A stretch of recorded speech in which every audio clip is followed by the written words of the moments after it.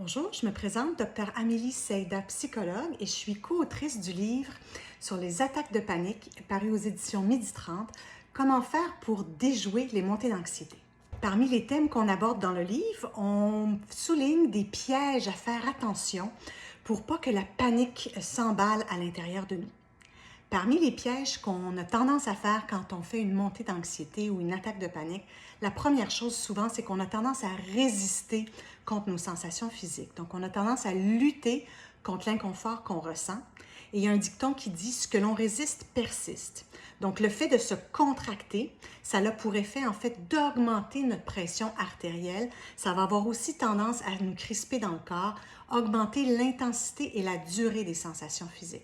Donc, il faut faire attention, c'est un des premiers pièges. Un deuxième piège qu'on a tendance à faire avec les attaques de panique, c'est d'interpréter nos sensations physiques comme étant dangereuses.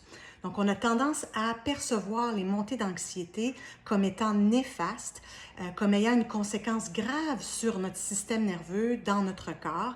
Et donc, on envoie en quelque sorte un message à notre système nerveux qu'on est en danger.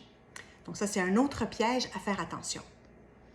Un troisième piège qu'on retrouve souvent dans les attaques de panique, c'est la tendance à éviter des endroits ou des situations par peur de ne pas se sentir bien sur place.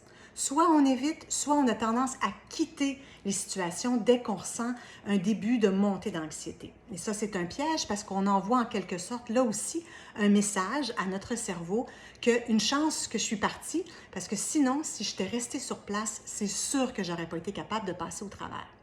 Donc, il y a un petit cercle vicieux qui s'installe malgré le soulagement qui s'installe sur le coup lorsqu'on quitte une situation inconfortable. À moyen long terme, on maintient la peur.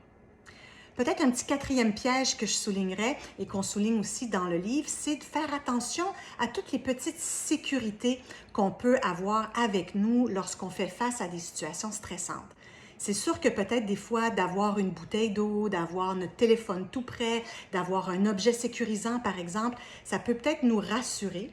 Mais là aussi, ça joue un petit piège dans notre tête parce que ça là encore envoie le message que si j'avais pas ces petits objets, ces petits compagnons phobiques avec moi, j'aurais pas été en mesure de faire face à la situation par moi-même.